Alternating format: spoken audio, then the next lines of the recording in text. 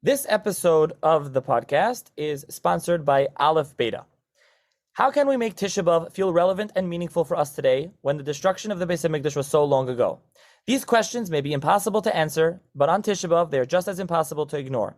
With Tisha B'Av approaching, I want to encourage you to check out Aleph Beta's collection of Tisha B'Av videos. Rabbi David Foreman, the founder of Aleph Beta, who has been a guest on the podcast previously, in his videos explore some of the most beloved Tisha B'Av texts to discover the deeper meaning and relevance of the day. For a limited time only, listeners of Sfarim Chatter get $18 off an annual Aleph Beta membership, which will give you access to all the Tisha B'Av videos, plus hundreds more on Parsha and other Yom Tovim. All you need to do is go to alephbeta.org, ALEPHBETA.org, and enter coupon code SFARIM23, SEFORIM 23 when you check out for $18 off an annual premium membership. And with Tisha B'Av being this week, and I've mentioned this in the past, they have very interesting cartoon-like videos with Divrei Torah, and it's really, especially for Tisha B'Av, you're looking for something to do, Tisha B'Av Day, you want to hear things about Tisha B'Av related, it's a very interesting, check it out. Again, coupon code SFARIM, SEFORIM 23 for $18 off the premium annual membership. Also, the information will be in the show's notes. And just a little bit about this episode of the podcast is kind of Tisha B'Av themed, related. It's actually kind of post the Masada, is many listeners I'm sure have been there, and this came up. We discussed this in the past in the podcast, especially last year's series, Judean Revolt series with Professor Guy Rogers, which by the way, check out 3 full episodes on the history from the beginning to the end of the revolt and the Churban. But this is on Masada, so it's not and the Churban, but post Churban, kind of the end of what was then. So that's what this episode is about. And again, I would like to thank Aleph Beta for sponsoring the episode. If anyone wants to sponsor an episode, can email me, sfarimchatter@gmail.com. There's a link via PayPal. You can Zelle, Chase QuickPay, sfarimchatter@gmail.com. The information in the show's notes. Again, it's $360 to sponsor an episode, but any amount is greatly appreciated to support the podcasts and for various costs and things that the podcast needs. And as also, I appreciate the feedback. Any feedback people have given us feedback on the Spain series that's ongoing on Wednesdays, and other just in general feedback or guest suggestions for the podcast. I very much appreciate it. So, with that, I guess. Kind of enjoy like in air quotes, because this is kind of a sad topic, even Masada, but enjoy, learning about and listening about Masada and its history. Hi, everyone. Welcome to another edition of the Sfarim Chatter podcast. On this episode of the podcast, I'm going to be joined by Professor Jodi Magness, who is the Keenan Distinguished Professor for Teaching Excellence in Early Judaism in the Department of Religious Studies at the University of North Carolina, Chapel Hill. And we'll be discussing her book, titled Masada, From Jewish Revolt to Modern Myth. She actually co-directed part of the excavations at Masada in 1995, and we will be talking about Masada. So thank you, Professor Magness, for joining me. Thank you for having me. Okay, let's start off. Tell the listeners a little bit about yourself and your background. Right. So I've pretty much been an archaeologist all my life. I wanted to be an archaeologist since I was 12 years old. And I was fortunate. I finished high school in Israel and then did my undergraduate degree in archaeology and history at the Hebrew University of Jerusalem. And then I worked as a tour guide at the Ein Gedi Field School for 3 years after that. And then I came back to the U.S. and did a PhD in classical archaeology, which means Greek and Roman archaeology, at the University of Pennsylvania. Since then, I taught at Tufts University for 10 years. And since 2002, I've been at the University of North Carolina. And I have pretty much been working in Israel, in archaeology in Israel, right since the start. Wow. Okay. So you say you were always interested in archaeology since you were younger, but how did your interest, like I meant, you wrote this book on Masada and you even co-directed the excavation. Where did Masada, the interest specifically in Masada, come from? Right. So all along, my interest right from the start in archaeology since I was 12 was in the classical world, so the Greek and Roman world. I just ended up eventually specializing in those periods in Israel, right? And so Masada falls into those periods. But after I finished my BA in Jerusalem, I did work as a tour guide at Ein Gedi for 3 years. And so I among the sites that, I took people to for 3 years was Masada. So I became very familiar with Masada. And then Yadin, who excavated at Masada in the 1960s, was one of my undergraduate professors at the Hebrew University. And then what happened is in 1984, Yadin died unexpectedly, tragically. And when he died, he had not published a full and final scientific report on his excavations at Masada, and the material was given to two of the other archaeologists at the Institute of Archaeology who oversaw the publication, Ehud Netzer and Gidon Ferster. Both of them, unfortunately, also passed away in the meantime. But they were put in charge of overseeing the publication. And it just so happened that at that time, mid-'80s, I had arrived back in Jerusalem to work on my dissertation, which had nothing to do with Masada or anything like that. It was on the Byzantine pottery of Jerusalem.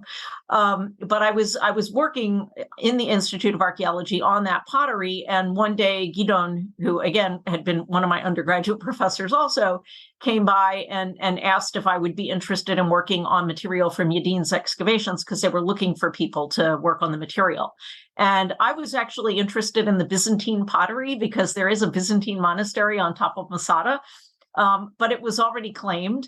And I asked, what else did they have? And among the kinds of material that they had was military equipment. And I thought, I don't really know anything about military equipment, but it sounds interesting. And Yadin himself had been an expert in ancient warfare. So I said, I'll take the military equipment, which I eventually, another long story short, eventually co-published with another Israeli archaeologist, Guy Stiebel. And that kind of is what initially got me involved in really the archaeology of Masada. And then a number of years later, Gidon Ferster invited me to co-direct excavations in the Roman siege work. So that's kind of the trajectory of my involvement. And then eventually we ended up writing this kind of biography, let's call it, of Masada. Yeah, this was commissioned actually. So it was a very persistent editor at Princeton University Press who persuaded me to write it. It wasn't on my radar to write this book, but he worked on me for a while and persuaded me to do it. So that's how it happened. Okay, so now I'm sure many listeners, I imagine, are familiar with Masada and Israel, where it is. Many probably have been there, but let's just start out with Masada. Where is it located? Right. So Masada is located on the southwest shore of the Dead Sea. So it's about an hour drive south of Qumran, where the Dead Sea Scrolls were found. So if you drive from Jerusalem down towards Jericho, and then you hit Qumran at the northwest shore of the Dead Sea, and you just continue driving south along the western shore of the Dead Sea, you reach Masada, which is a mountain that overlooks the Dead Sea at that point. So that's where it is. Okay, so we'll get into a bit of the history of Masada. I will say here for listeners of the podcast that in the book does go through fairly in depth a lot of the history at the time period. The main period that we're discussing with Masada and the suicide. We'll get to that. With Josephus relates the whole story after the Churban of Beis Hamikdash was destroyed. And this is something that the listeners of the podcast are familiar. I had a 3-part series with your friend Professor Guy Rogers and his book. So we kind of went through that history. So we'll go through it so in depth. Good. But it is in the book. It is in the book. For those, and maybe we'll probably get to some of it around. But let's start off. But you do have to kind of recount. Josephus' story. No. And I also want to say, I don't really want to go into lots of detail anyway, because I want people to read the book. So hopefully this will be kind of a teaser and people will want to, find out more by reading the book. By the way, Guy Rogers and I don't know if he told you, how I know him. We were both on the Agora excavations in Athens together in the summer of 1982. He organized these pickup groups to play soccer, and we used to play soccer in our free time. Oh, wow. So together doing excavation work. Okay, so but let's start off with Masada, with the story as Josephus tells it, though. We'll recount the story as he tells it.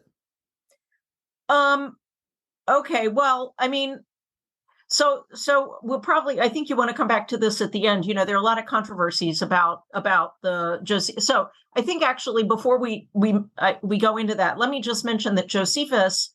Well, you know what I'm thinking now. I wonder if we should just mention who Josephus is, because before I start saying what Josephus tells us, people might not know. What do you think?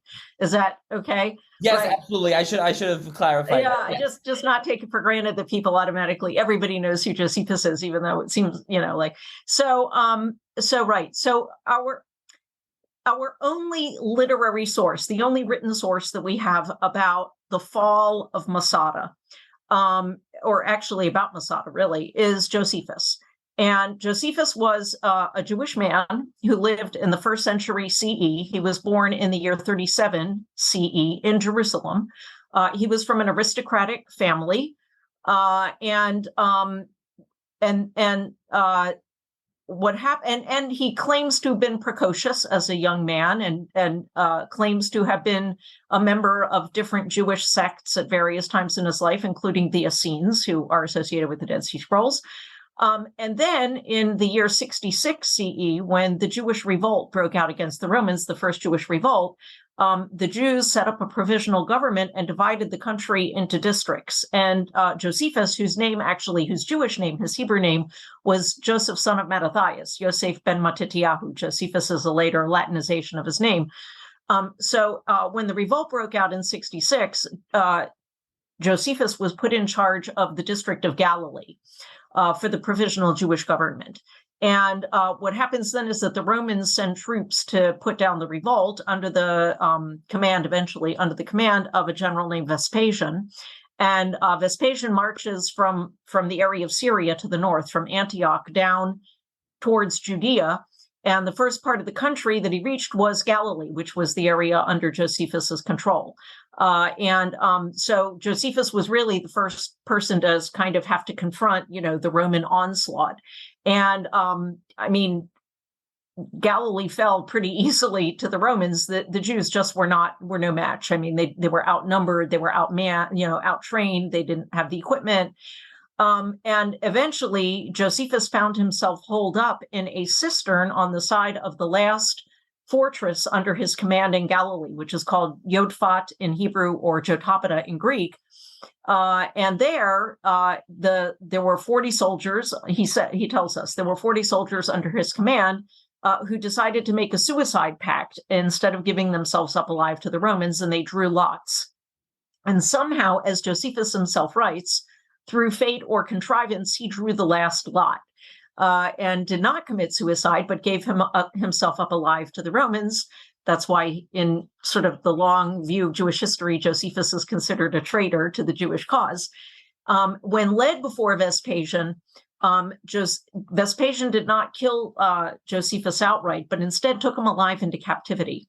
And the reason is Josephus was very smart. It was now the year was now 67 CE. And the emperor in Rome at this point was Nero, who was very unpopular. It was 3 years after the Great Fire in Rome. Nero fiddled while Rome burned. Josephus knew his Roman politics. He knew that Nero was unpopular and likely wouldn't last much longer. And he also suspected rightly that Vespasian, as a powerful general, would probably like to be emperor. So he predicted, when led before Vespasian, that Vespasian would one day become emperor of the Roman Empire. And so Vespasian doesn't kill Josephus. He takes him alive into captivity. A year later, guess what? Nero is dead. And a year after that, Vespasian was proclaimed emperor of the Roman Empire. And at that point, we're now, let's see, that's 69. A year later is the siege of Jerusalem. In 69, when Vespasian was proclaimed emperor, he had to go back to Rome to be emperor. He left his older son Titus in charge of finishing up the revolt, which meant taking Jerusalem, the siege of Jerusalem. Josephus was present and assisted Titus during the siege of Jerusalem. And after the fall of Jerusalem and the destruction of the Second Temple in 70, Josephus eventually then went to live in Rome. He was granted Roman citizenship. He Latinized his name, so he becomes Flavius Josephus, adopting the name of the imperial patrons. The Vespasian's dynasty was called the Flavian dynasty. That was the name of the family. Josephus adopts the family name. And he spends the rest of his life, about 30 years, the last 30 years of his life, as a diaspora Jew in Rome. And it was during that time that he wrote a number of literary works. We have two big ones that have come down to us. One is the first one, which he wrote, is called The Jewish War, which is the story of the first Jewish revolt against the Romans. And the other one is called Jewish Antiquities, which is basically a history of the Jewish people. And it's from the Jewish War that we learn the story of Masada, because Josephus chose to end the story of the Jewish War, the first revolt against Rome, with the fall of Masada.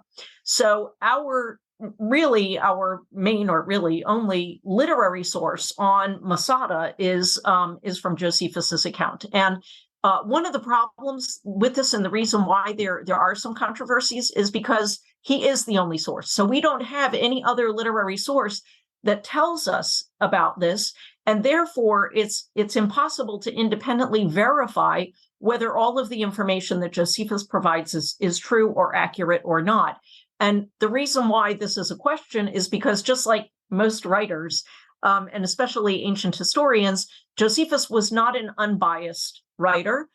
Even today, you could argue that nobody's really unbiased, but objectivity is not something that the ancient Greeks and Romans sought in their histories.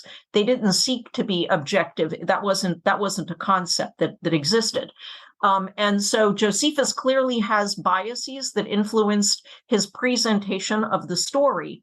And therefore, there are debates among scholars about whether parts of his story are true and accurate. And nowhere is this more true than in the story of Masada, since we have no other independent outside source that confirms the elements of this story. And that's something I know you want to come back to at the end. But that's basically, where we're getting our information from. Right. Aside from archaeology, of course, right? But from written information. Right, absolutely. And yeah, I mean, well, the main part at the end that we'll come back to, and you can mention it here already, what he says, if you want, about the suicide, he discusses this moving story of suicide, very famous, but for those that aren't familiar, you can mention it. I mean, we'll discuss at the end through archaeology, if do you have any way to see if it's true or not. So I don't know if you want to mention that here or just save the whole story for the end. Well, that's up to you, but before we get to the suicide, so Josephus doesn't just talk about a mass suicide at Masada. What he does is he talks about the end of the revolt, right? So the end of the revolt, officially, from the Roman point of view, the revolt ended in 70 with the fall of Jerusalem and with the destruction of the Second Temple. For the Romans, that was the official end of the revolt. That's what they celebrated. It was at that point that Titus and Vespasian basically packed up and went back to Rome, had victory parade, in Rome. So that is, from the Roman point of view, the official end of the revolt. But what happened is that after the fall of Jerusalem in 70, there remained three former fortresses still in Jewish hands, still holding out in the hands of Jewish rebels. All three were originally fortified by King Herod the Great about 70 years before the revolt began. And these three fortresses were Herodium, which is near Bethlehem, Machaerus, or in Hebrew Michvar, which is on the eastern side of the Dead Sea in Jordan today. And then the third was Masada. And so when Jerusalem fell in 70, the Romans, again, pretty much, Vespasian and Titus pack it up. Vespasian was already around, but, they pretty much consider the revolt over, but they still have what they would have considered to be mopping up operations, right? These last little holdouts that needed to be taken. And so they sent troops to take these three fortresses in order. The first was Herodium, which fell apparently pretty quickly without much of a fight. And then Machaerus, where there was a siege, but the rebels surrendered before the siege ended. And then finally Masada. And the Roman troops arrived at the foot of Masada either in the winter spring of 72-73 or 73-74. There's a debate about the chronology. It's not clear. And so at this point, Masada is the last holdout. And what Josephus then describes is the Roman siege. Because in order to take the mountains, the Romans had to set up a siege, because there were Jews holding out on top of this mountain, which is a mountain that's about, it's roughly 400 meters high. A meter is about a yard. And it's a mountain where you have steep cliffs going all the way around. So it's very hard to get up to the top from any side of it. And so for the Romans, it would have been very difficult to take the mountain by trying to climb up and attack it directly because of the steepness of the cliffs around it. So the first thing that they did was, this is very typical of Roman warfare, was to set up a siege by isolating the mountains. So they build a siege wall, a circumvallation wall that goes all the way around the base of the mountain. They built 8 camps also surrounding the base of the mountain to house their soldiers. And by doing this, what they effectively did is they sealed off the mountain so that nobody could escape and nobody could get in to help the besieged, right? So at this point, they're all sealed off. So this is very typical in, at Jerusalem. The Romans had done the same thing. At Gamla in the Golan during the revolt, they'd done the same thing, right? At Yotfat, they had done. So this is very typical Roman siege warfare, right? The Romans, I should mention that the Roman army at this point was a professional standing army. It's kind of like analogous to our army in the US today, in that you basically signed up as a professional. It wasn't an army where everybody got drafted. It wasn't an army of conscription. So in the time of the Republic, the late Republic, the Roman army had still been an army of basically conscription, where all citizens were required to serve at some point. Sort of like what we had in the US at the time of the Vietnam War, and this compulsory draft, right? But by the time we get to the 1st century and the time of Masada, the Roman army was a professional army where you signed up for a lifetime of service. So these were soldiers who were trained to do specific things when they were out on a campaign. And one of the reasons why the Roman army was so successful is because the Roman soldiers were professionals who were highly trained to do these things. So they arrive at the foot of the mountain, they set up the siege, and this is described by Josephus. I mean, Josephus provides the details of this. And let me make clear that for pretty much for the most part, there may be a little outlier or two, but pretty much for the most part, what is debated in the story of Masada is not the details of the siege, that there was a siege. It's clear there was a siege. We have archaeological remains of the siege walls. We have archaeological remains of the siege camps. We have archaeological remains of the assault ramp. So pretty much what is debated is not the siege and whether Josephus accurately describes the siege, but rather what happens at the end of the siege with this supposed mass suicide. That's what's debated. So Josephus's account of the siege is actually, if you look at the archaeological evidence, it's actually pretty accurate. He describes, again, the circumvallation wall, the camps, and then he says, at that point, once the Romans had sealed off the mountain, and this is also very typical of the way the Romans operated when they were, besieging a fortress or a city or whatever. At that point, then they actually have to, they want to attack, right? You have to attack. Now, how do you attack? In this case, it's a mountain that was fortified. The top of the mountain had been fortified by King Herod the Great, again, about 70 years earlier. And he had built a wall going around the top of the mountain. And so in order to attack and take the mountain, you not only had to get up to the top of the mountain, but you had to bring siege machinery to the top, meaning you had to bring something like a battering ram to the top in order to break through the fortification wall. And so that's the hard part, right? And there, if you've been to Masada, again, you know this very well, but again, with these very steep rocky cliffs that go all the way around, it would be impossible for the Romans to march up with all of their equipment and then also carry like a battering ram and stuff like that and erect it. And it would be impossible to do that and then break through the walls. So what the Romans did, and again, this is very characteristic of the way the Romans operated. They did it also in Jerusalem, for example, in 70, was that they attacked the wall by building assault ramps against the wall, which means they piled a huge mound of earth against the wall in a spot. And then at the top of that ramp, that earthen ramp, they built like a stone base that's kind of like a tower-like stone base. And then on top of the stone base, they built their battering ram, which would have been assembled from pieces of wood, right? And then protected with sheets of metal, of iron. And then they would have started battering through the wall, right? And so this is, and as this is going on, as the Romans are erecting the assault ramp, and the assault ramp is still there on the western side of Masada. You can walk up the assault ramp today. People still do. It's easier than going up the snake path, but you have to drive from the west by way of Arad to get to it. But you can walk up it today. It's still there. And so while this is going on, while the Romans, this is a mound of earth, right, going up the west side of the mountain, while the Romans are erecting the assault ramp, and then, setting up their equipment on top of it, the battering ram and all. Of course, the Romans and the Jews on top of the mountain were firing back and forth at each other. The Romans were, of course, firing firing arrows and things like that for cover fire, but also firing ballistas, meaning these big, like cannon shot stones, right? So they have these big mechanical machines that that throw these giant stones, right? So the idea was to keep the heads of the defenders down while they were getting everything into place. And likewise, the Jews on top of the mountain would have been firing down onto the Romans, right, to try and prevent them from completing the siege works. So that, all of this, everything that I've just said is consistent both with Josephus and with the archaeology.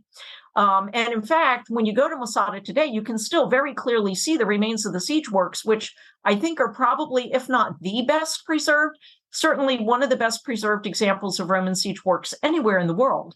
And the reason is because the siege works at Masada are built of stone, whereas in like Europe, for example, they would use perishable materials like sod or wood. And Masada's in the middle of the desert, so this was never built over. So they're still there, pretty much intact, and you can see them.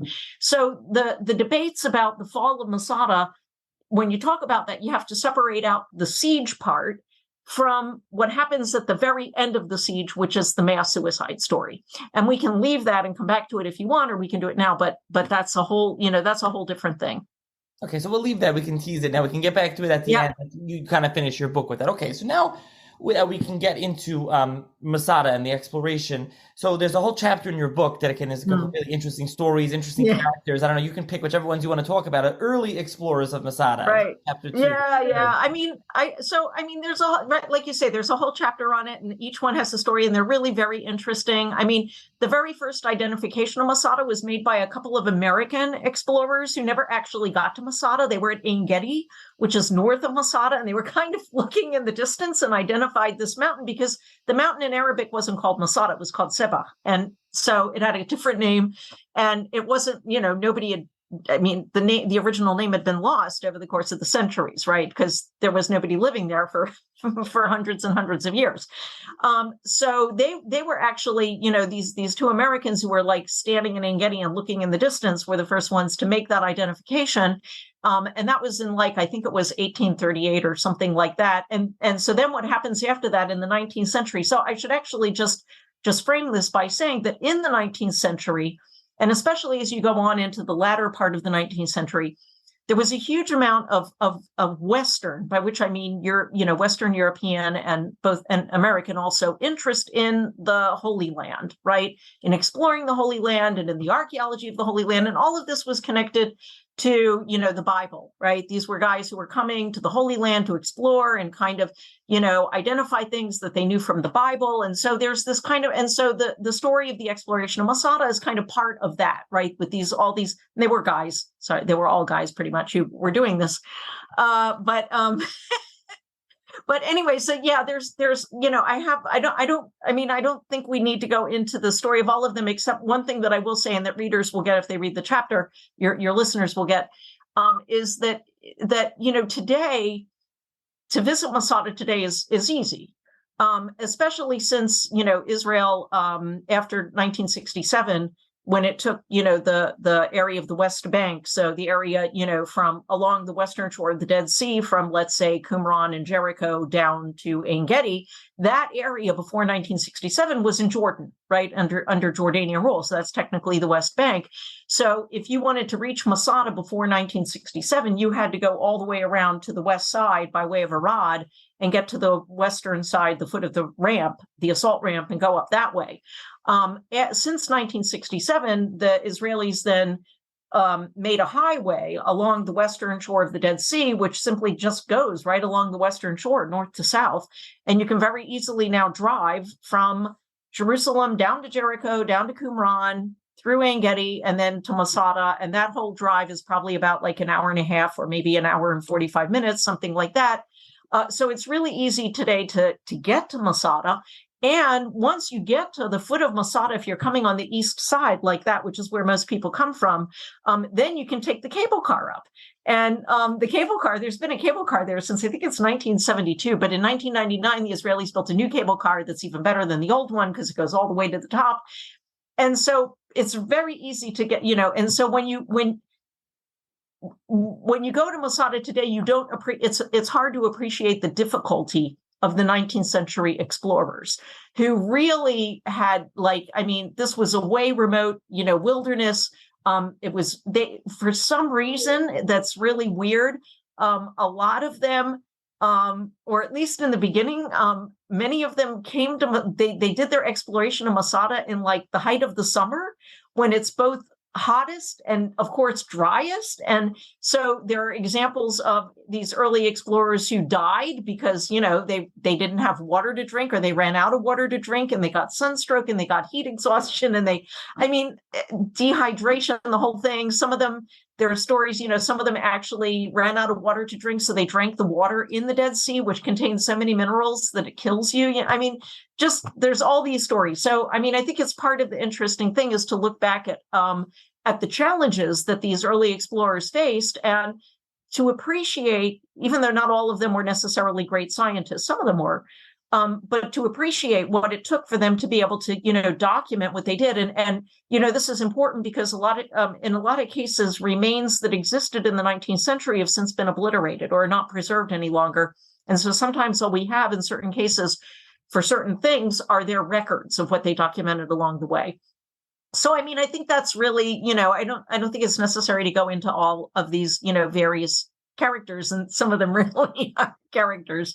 I do think it's important just to mention again the more recent exploration of the mountain, which is so people who go to Masada today, what are they going to see? So the first Israeli exploration, Israeli expedition. Well, actually, even let me back up even a little further than that. So Jewish interest in Masada began already in the earlier part of the 20th century, like the 1930s. It's kind of very intimately connected with the Zionist movement. And one of the key figures in this was an Israeli archaeologist named Shmaryahu Gutman, who became famous later for excavating at Gamla in the Golan, where there's a sort of a similar story of kind of a quote unquote mass suicide at the end of the siege, of the Roman siege in that case, it's a town, not a fortress. But anyway, so Shmaryahu Gutman was a key figure in from like the 1930s on in connected with the Zionist movement in bringing especially youth, Jewish youth, into the wilderness to visit Masada.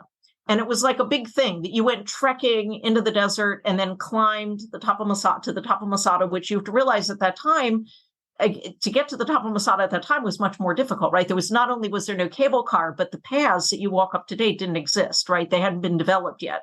So it was a much more difficult climb. And this was all part of this, part of the Zionist attempt to establish a physical connection between, Jews and the land of Israel, which of course, much of which had been lost in the intervening 2,000 years since 70. So this is where, sort of the Israeli/Jewish interest wasn't Israel yet, but, it started with Masada. And then after the establishment of the State of Israel in the 1950s, there was an Israeli expedition to Masada in the middle of the 1950s that Gutman was involved with, that was sponsored by the Israel Exploration Society. And that was like a 10-day long expedition that documented pretty thoroughly, actually, the visible remains and conducted some limited excavations on top of the mountain.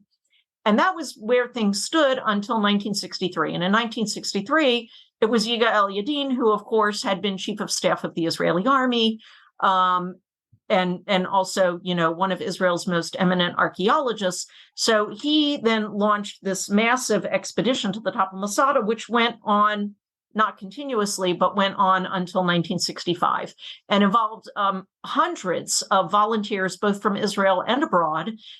It was a massive campaign. It was something that only somebody like Yadin would be able to organize, because at that point, we're again talking before 1967. The only way to get to Masada was from the west.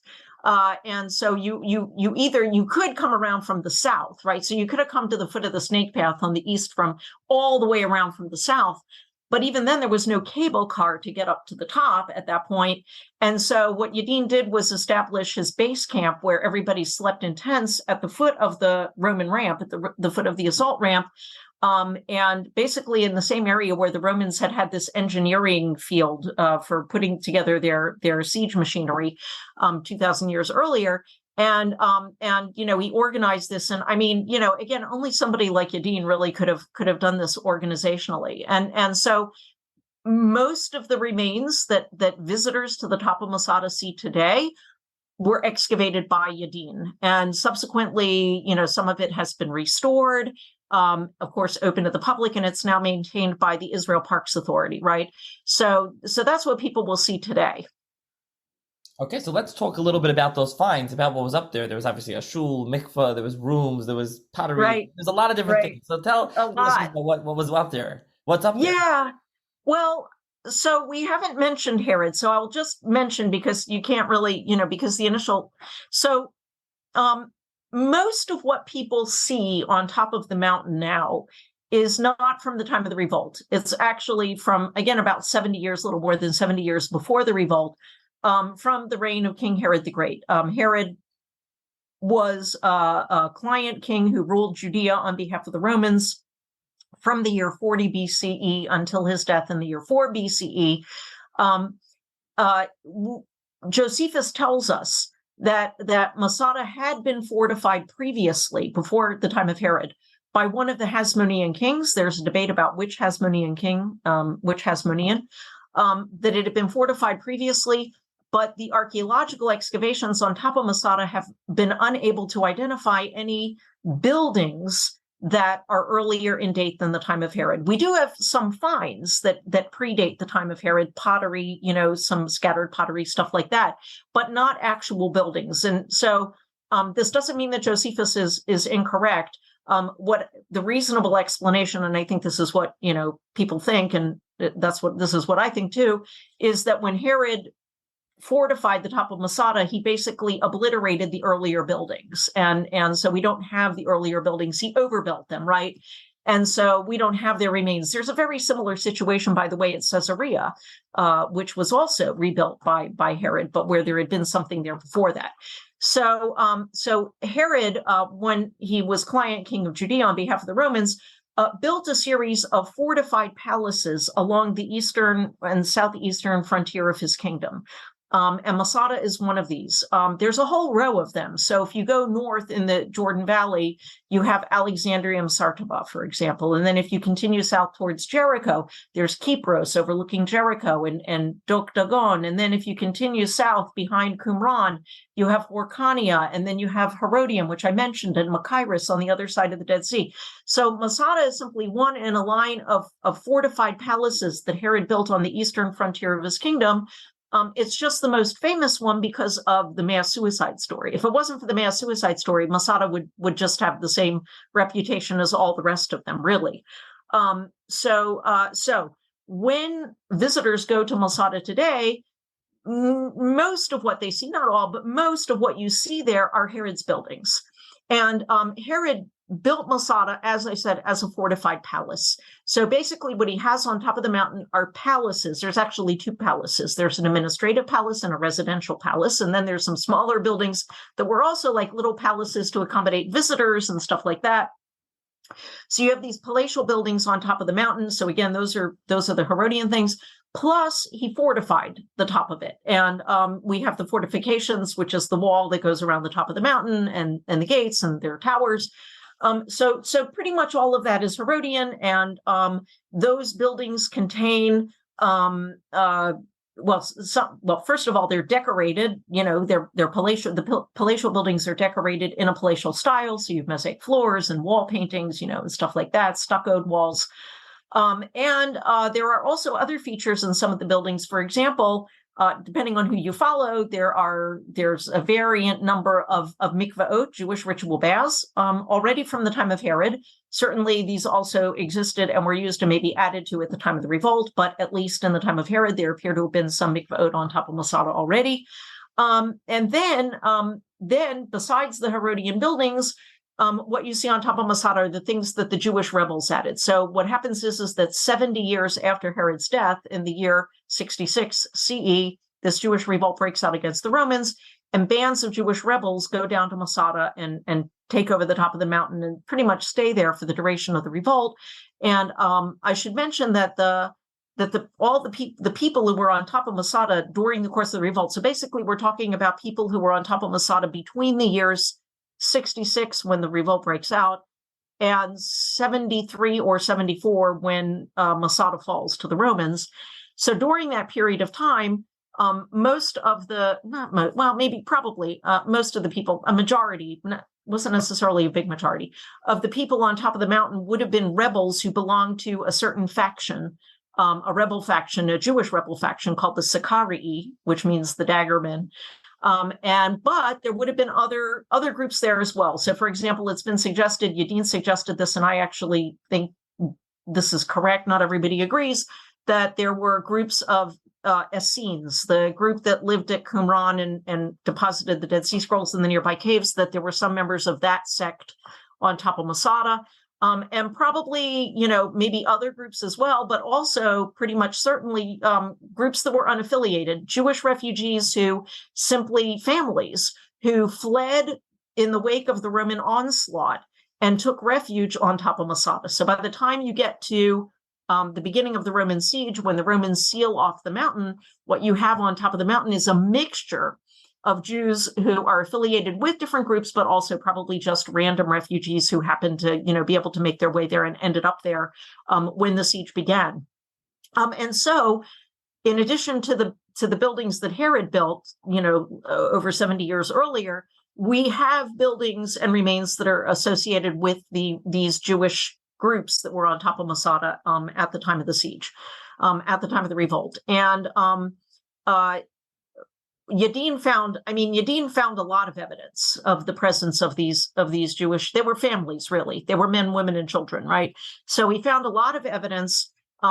Many of them lived in the casemate wall. So the wall that Herod built fortifying the top of the mountain is a kind of wall called a casemate wall, which means it's like two parallel lines of wall that are divided into a row of rooms. So if you can imagine a strip of rooms going around the edge of the mountain, that's what a casemate wall is. And casemate walls are not uncommon in ancient military architecture. You can use the rooms for garrisoning your soldiers or for storing your arsenal of weapons. In the case of the time of the revolt, many of the Jewish refugees and families who were on top of the mountain at that time lived in those casemate rooms. And there's Yadin found tons of evidence for Jewish occupation in these rooms. Lots of cooking installations, stoves, things like that. Loom weights, because they were weaving, and so lots and lots of evidence of Jewish occupation in those rooms. Also, by the way, stone vessels, which are characteristic of Jews in the first century, connected with the observance of Jewish ritual purity. Lots of ostraca, so little inscribed pieces of pottery, a lot of them with Jewish names on them. So lots of evidence of Jewish presence in those casemate rooms.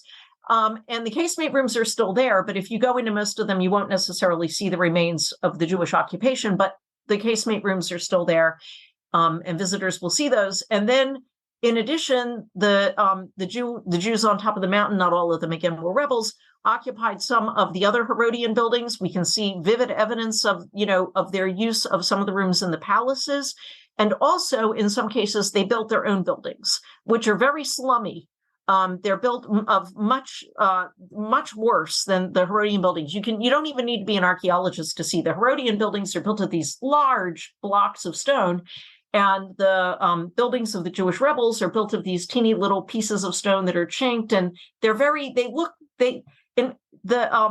when the archaeologists were excavating it under Yadin, they referred to these to the residences of the Jews at the time of the revolt as a transit camp. And anybody who knows anything about modern, Israeli history will remember back in the 1950s when Israel was absorbing lots of immigrants and didn't have places to house them, and they would put them in transit camps, ma'abarot, right, in Hebrew. And so it reminded the archaeologists of the ma'abarot, right? And you can really see the difference there. So these are the sorts of things as you wander around the top of the mountain that you'll see. The actual finds from these rooms, those of course aren't on top of the mountain. Some of them are on display in there's a little museum at the base of the mountain, and there's also some finds are displayed in the Israel Museum in Jerusalem. Okay, so really all these kind of finds, these kind of confirming what were you saying before we get to the suicide of just what Josephus's account was first found by Adin in his excavations, essentially. Right. Okay, so then when you went, now just to get to you, when you went and you co-directed in 1995, what was that? Right. So what happened is in 1995, Gidon Ferster, who again had been one of my undergraduate professors, and then he had invited me to work on this, on the to work on material, and I ended up doing the military equipment. So in 1995, he invited me to co-direct excavations in the Roman siege works, which I did with two other Israeli colleagues, Chaim Goldfuss and Benny Arubas. Chaim Goldfuss is now, I think, retired, but he was at Ben Gurion University most recently. At the time, he was at Hebrew University still, and Benny Arubas is still at Hebrew University. And so we co-directed these excavations for 6 weeks in the summer of 1995, June and July 1995. I was at the time, I was still at Tufts University, and I brought students from Tufts to work on the excavations. And of course, in 6 weeks, it's impossible to excavate all of the siege works. And in fact, it's impossible to excavate even an entire camp. And so we decided to focus our attention on one of the Roman camps, which is Camp F, which is located on the northwest side of the mountain. And the reason is, and of course, your listeners won't be able to see this, but if you were to look at a plan of the camps that surround the base of the mountain, the Roman camps where they housed their soldiers at the time of the siege, you would see that they're all pretty much laid out the same way. They're all pretty much square in layout, with an outer wall, built of stone, with the four sides of the square facing the four cardinal points, north, south, east, west, but they differ in size. And there are two camps that are much bigger than the others. And I should also mention there are 8 camps, and archaeologists label them with letters A through H. So A is on the southeast side of the mountain, basically right by where the cable car starts today. And then the camps go from there northwards in a counterclockwise manner, right? So F, we decided to excavate one camp, F, not the whole thing, by the way, just part of it. And the reason is there are 2 camps that are larger than the others, and that's Camp F and Camp B. B is on the east side of the mountain, and F is on the northwest side. And the reason why these 2 camps are bigger than the others is because they were legionary camps. So a little bit of a background here.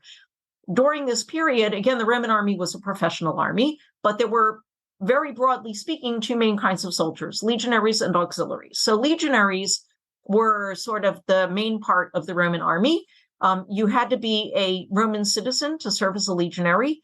And again, you signed up for a lifetime of service. And the legionaries served as pretty much the heavy infantry in battle. There were also some legionaries who served in other capacities, but basically they're the heavy infantry.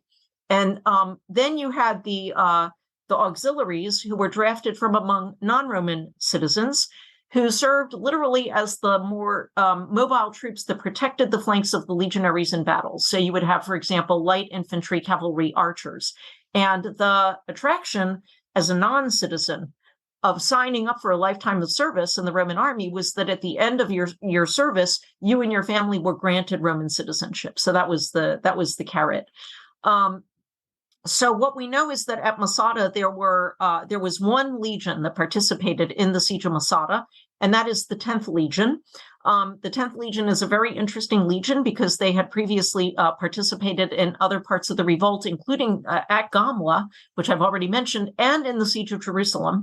So the 10th Legion was there. At this time, a legion had about a little under 5,000 men, so around 4,800 men would have been the full strength of a legion. So we know that the 10th Legion participated in the siege of Masada, and then the other troops would have been auxiliary troops. And altogether, Yadin estimated around 10,000 Roman soldiers that would have been posted at the base of the mountain. My colleague Gwyn Davis thinks that it's likely was much less than that because the 10th Legion would have been depleted after the end of the revolt. So probably we're looking at no more than 8,000, but still that's a lot. That would have been at the base of the mountain during the time of the siege. And so the camps, the sizes of the camps reflect the composition of the troops. The two large camps, B and F, house the legionary soldiers, so 10th Legion, and the other camps, which are smaller, house the auxiliary soldiers. And we chose Camp F because we wanted to excavate a legionary camp. And of the two legionary camps, F is better preserved. It's less eroded than Camp B. So we focused our attention on Camp F. We excavated a number of the units inside Camp F, units meaning barracks, basically, right?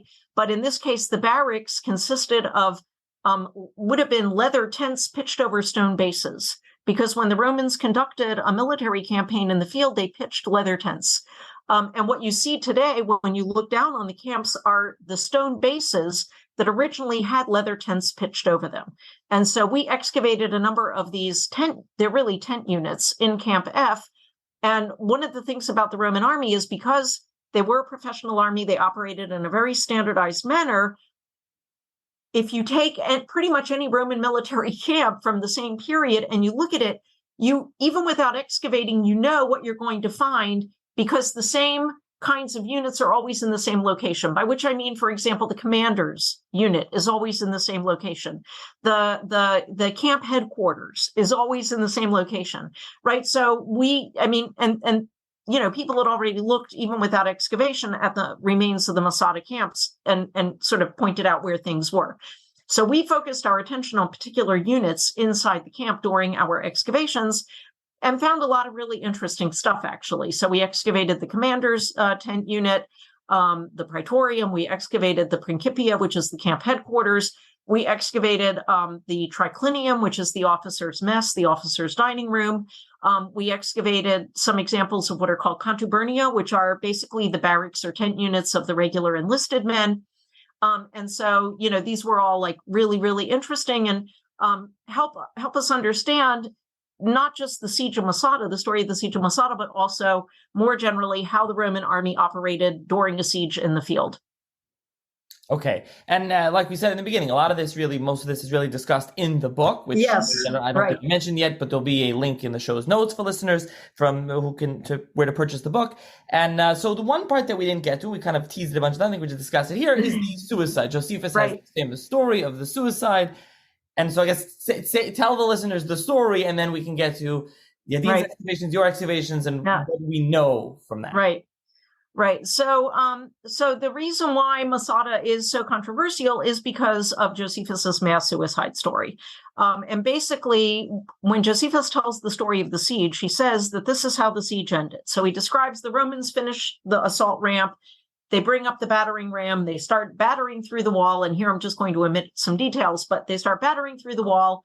And at this point, the Jews on top of the mountain realize that they have no more hope of holding out. And the leader of the Jewish rebels on top of the mountain, who he says was named Eleazar ben Yair, convened all of the men together, perhaps in a room that Yadin identified as a synagogue, which is a room that has benches in it for people to assemble. So literally a Jewish hall of assembly, and gave them a speech in which he convinced them that the best way to deprive the Romans of their hard-won victory would be if they committed suicide at their own hands first. And he convinced them to do this. And then the story goes that the men first took their wives and children and killed them. And then all of the men got together and they drew lots. And out of those men, 10 men killed the others. And then those 10 remaining men got together and drew lots. And one man killed the other 9 and then committed suicide himself. And so the story goes, when the Romans came up to the top of the mountain, they finished breaking through the wall, they got up to the top, they discovered that everyone had committed suicide. Now, a couple of things, by the way. So one of the things that's so controversial about the mass suicide story is that, of course, suicide is prohibited by Jewish law, right? So notice, by the way, that there's actually only technically one person who dies at their own hand, and that is that very last guy.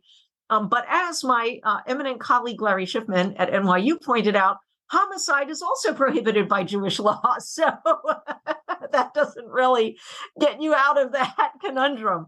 But anyway, so the story then goes, they came up, they discovered everybody had committed suicide. And then the question is, well, if everybody committed suicide, how do we know the story about the lots? Like how do we know what happened? So Josephus says, a couple of old women overheard the plans to commit suicide, and they hid out in a cistern on the side of the mountain with some children. And when the Romans came up, they gave themselves up alive. And somehow, either directly or indirectly, the story was told to Josephus, and this is what he records, right? So that's how he records the fall of Masada. And it's very interesting, by the way, that Josephus chose to end his account of the Jewish war, the first Jewish revolt against the Romans, which is a massive work of 7 books. It's a 7-volume work. He chose to end it with the mass suicide at Masada, which is very interesting. So in recent years, so when Yadin excavated the top of Masada, scholarship was such, and this was Yadin's view, that Josephus was understood, as being reliable and was taken pretty literally, right? So when Yadin looked at the remains at Masada, he understood the remains, he interpreted them in a way that supported Josephus's account of the mass suicide. But in more recent years, in the decades since, scholars have become increasingly skeptical of the reliability of Josephus's account. And I mean, the pendulum has swung in the exact opposite direction. I mean, there are scholars now who are totally skeptical of Josephus's account. I'm not one of them, by the way. And by the way, you talked with Guy Rogers, and I know that he's not that skeptical either. But there are scholars who are skeptical, and it's not to say that we should literally take Josephus, everything that he writes is literally true and accurate. But there are scholars who basically say we can't even get any history out of Josephus, right? So in recent years, what's happened is some scholars have questioned whether the mass suicide actually occurred. And again, the problem is we don't have any independent outside literary source that mentions the fall of Masada. And what these scholars have pointed out is that if you look at Josephus's writings, if you look at his other stories in the Jewish War and Jewish antiquities, you see that there are various episodes, not Masada, where you have a similar ending to the story, where everybody commits suicide at the end. And so what these scholars have asked is, well, is it possible that all these people really were committing mass suicide, or could it be that Josephus invented this as a literary device to make the story more exciting? And you have to admit, it did make the story more exciting, because we wouldn't be talking about it if it wasn't for the mass suicide story. So it worked if it was a literary device. So now you might be thinking, well, wait a minute. How is it that the Romans would have allowed Josephus to invent an ending to a story that didn't actually happen, to fabricate the ending, right? Wouldn't they have objected? After all, the Romans were there, right? So wouldn't they object if Josephus is writing a history, right, of the war, which, by the way, was commissioned by his Roman patrons, right, the Flavians, and wouldn't they then have said, well, wait a minute, wait a minute, you got to take out that part and fix it. It's not true. The problem with that is that, again, and I mentioned this before, among the ancient Greeks and Romans, there was no expectation of objectivity in the modern sense of the word. So when the Romans read history, they didn't read history for objectivity, again, whether or not such a thing exists. But that wasn't something they were looking for. They read histories to be entertained. They read histories because history sometimes contained a moral, right? So that's not what they were looking for. So they wouldn't necessarily have objected to having an ending to the story that was not actually true. Now, some people might object, well, wait a minute, wouldn't the Romans have objected to Josephus inventing an ending to the story that glorifies and elevates the Jews? Because if you read Josephus's account, it sounds like it makes out like the Jews are heroic and noble and preferring death at their own hand than surrendering to the Romans and dying at the hands of the Romans and letting their wives be enslaved and all of that. So why wouldn't the Romans have objected to Josephus writing an ending to the story that made the Jews basically look good, right? And here you have to remember, again, this is all part of like ancient propaganda, right? There's no glory in defeating a weak enemy. There is, however, glory in defeating a strong enemy, right? That elevates your own victory. So by making the Jews look good, Josephus was basically elevating the victory of the Romans. The Jews are a worthy opponent, right? So that wouldn't necessarily have bothered the Romans either. So when we look at it from a literary point of view, we're kind of at an impasse, because you can make a case one way or the other that Josephus either is reliable or he's not reliable, right? It depends on how you interpret Josephus, right? So then you might wonder, well, what does archaeology say, right? Does archaeology tell us if can archaeology confirm one way or the other? And here I have to say that the answer is no, archaeology cannot confirm, because you can take the same archaeological evidence and interpret it either way, depending on how you interpret Josephus. So, for example, visitors to Masada will inevitably visit a room, it's like kind of a little room attached to a large bathhouse, a Herodian bathhouse on the northern side of the mountain in the Northern Palace complex. In this room, Yadin found what he identified as a group of lots. And he identified these, so they're little potsherds, pieces of pottery with names written on them in Hebrew. And Yadin identified these as the lots that were drawn by the rebels, by these, at the very end. What is the problem? The problem is that there are not 10 in the group. There are 12 of these pieces of pottery in the group. One of them, the name was never finished. It was never completely inscribed. So Yadin discarded that, but then you're still left with 11. Well, one of those 11, very interesting, by the way, is inscribed with the name Ben Yair. Because why interesting? Because Josephus tells us that the head of the Jewish rebels on top of Masada was Eleazar Ben Yair. Well, okay, so Yadin said, well, that's Eleazar Ben Yair. We can discard that. So he got 10. It could be. Ultimately, these ostraca, these potsherds, were studied and published, and the specialist who studied and published them was unable to conclude that they actually were lots, because we have plenty of other ostraca, inscribed potsherds, that were found on top of Masada from the time of the revolt, which have Hebrew names on them, and clearly they were used for things like meal ration tickets, right? How much food are you going to be rationed? And so it's possible that those were lots, but it's also possible that they're not lots, and there's just no way to be able to say for sure. So that's one example. Another example is the skeletons. So you might have expected that so Josephus tells us that at the time of the siege, there were 967 Jewish men, women, and children holding out on top of the mountain. We don't know, by the way, if that number is accurate. But it's clear from the archaeological remains that there were hundreds of people on top of the mountain at the time of the siege. Whether it was 967 or not, we can't confirm. But anyway, that's what he tells us. So the question is, when Yadin excavated the top of the mountain, did he find 967 human remains of 967 individuals? And the answer is he did not even close to that. So he found 3 skeletons, a man, woman, and child, who apparently are Jewish remains, on the lowest terrace of the Northern Palace complex. They were buried in the collapse of the Northern Palace complex. And there are good reasons to assume that they're Jewish, because they were associated with Jewish finds, like part of a talit, right, a prayer shawl, ostraca with Hebrew on, writing. So we have those 3 individuals. And then there was a group of skeletons discarded in a cistern on the southeast side of the mountain. And it's not clear how many skeletons there were somewhere between 5 to 25, but it's also not clear that they were Jewish. They could have been Roman, they could have been Byzantine monks, not clear. And that's it. That was all the human remains that Yadin found. He didn't find any others. So how did Yadin, who again interpreted Josephus literally, how did he understand that? So what he said is that, well, okay, so all these Jews committed suicide. And when the Romans came up and they broke through, they come on to the top of the mountain, they find all of these corpses lying around. Well, after the fall of the mountain, the Romans left a garrison on top of Masada for a couple of decades. So what Yadin said is, of course, they wouldn't have left rotting corpses lying around. They would have collected them and either burned them, cremated them, or maybe buried them in a mass pit somewhere. So that's why we don't have, more remains than that. Now let's assume for a minute that there was no mass suicide.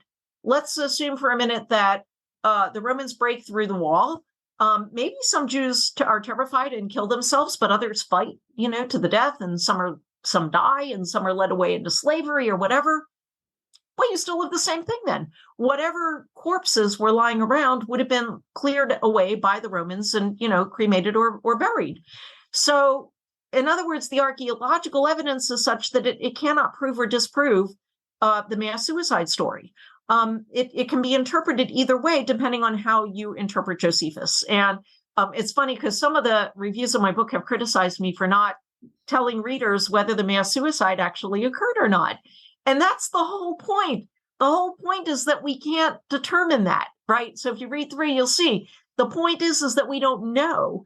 And in my opinion, we'll never know because archaeology is not equipped to provide an answer to that question, because archaeology is a scientific discipline. And in order to use archaeology effectively, you have to ask the right questions. You can't answer every question with archaeology. You have to answer the kinds of questions that archaeology is equipped to answer. And this is a case of a question that archaeology is not equipped to answer. And so when that's my response, which is that we don't know, archaeology can't tell us. I am an archaeologist. That's all I can say. And as far as the way that Josephus should be interpreted, well, I'm happy to let the Josephus specialists figure that one out. But that depends on whether you think Josephus is reliable or not. Well said. And I think your book was very clear on that. I actually like that. I thought that was true. I see. It's funny. You said you had negative reviews. I read the book and I was like, well, that's good. Great. That's real honesty. And I thought that was, like you're saying, you can't answer that. So right. One last thing just on the suicide as we finish up is, and you talk about this in the book throughout in different parts of the book, how Masada kind of became this like cultural icon because of the suicide. The IDF used to go up there. There's a talk a little bit. Yes. Yeah. Yeah. No, it became, and this goes back again to Shmaryahu Gutman, right, who really got this going. And so, by the time the state of Israel is established in 1948, Masada has really become a symbol of the state of Israel. And there's this famous phrase from a poem by Yehuda Lamdan, I think it's Yehuda Lamdan, from 1927, Masada shall not fall again, sort of the way symbolizing, it's sort of like Masada as being a kind of a symbol of the state of Israel is kind of this mountain that's isolated and, surrounded by enemies on all sides, So Masada kind of becomes a symbol of the state of Israel. This is why already from, the beginning of the state and then moving on for a while, you would have things like some units of the army being sworn in on top of the mountain, right? It becomes a very potent symbol of the state of Israel. And by the time Yadin conducts his excavations, and, that really seals it, right? Because Yadin's so prominent, and then he publishes a popular book that was read very widely. And so all of that kind of together feeds into Masada becoming this symbol of the modern state of Israel. What I also discuss in the book is towards the end is that, in recent years, it's become less so, at least among Israelis. It's become less so. And I think that there are a number of reasons for that. One thing that happens is, this sort of idea that, having a symbol of your country where everybody commits mass suicide at the end is not actually something that you want to emulate, right? Right? Not the best example. But I think also a lot of it has to do with the sort of post-Zionism in Israel. We're in a post-Zionist era where, the original elevation of Masada had to do with the creation of Israel as a Zionist state. And in a post-Zionist era, it's become a less relevant symbol for many Israelis. That said, I don't think that's true of all Israelis for sure, but I also think it's especially not true for diaspora Jews who still flock to Israel, in huge numbers and have their tour guides tell them the story of, the mass suicide up there. And even in the eyes of like the non-Israeli, more general public, that it's still a very potent symbol. And, there was a huge thing I actually end the book with this. American presidents have visited the top of Masada. I have an old newspaper clipping that shows Bill and Hillary Clinton when he was president actually on top of Masada. So American presidents have visited Masada. And there was a whole big thing when Trump went to Israel at the very beginning of his presidency for this crazy 22-hour long visit, which was like the Israelis were like, I was there at the time, and they were all like going crazy. What can we fit into 22 hours, and what's most important for him to see? And he was going to go to Masada. I mean, it was really quite remarkable. But he ended up not going. And the reason is Trump wanted to go to Masada in a helicopter. He wanted a helicopter to take him up to the top of the mountain. And the Israelis, rightly, in my archaeological opinion, said, no, because if you land a helicopter on top of the mountain, that's going to damage the archaeological remains. And he didn't want to go, by cable car, apparently. So he ended up staying in Jerusalem instead. But I mean, the potency of Masada still as a symbol is, I think, highlighted by the fact that, as recently as that, right, we had this big discussion about an American president coming to the top of the mountain. Okay, so one thing from the book, I realized I wanted to mention that there are 46 pictures in the book. A lot of them are color images, and you do have a picture. You mentioned a couple of times the lots, where they were lots. Those are all in there. You can see the inscriptions. So there's a lot of images. I wanted to mention that in the book.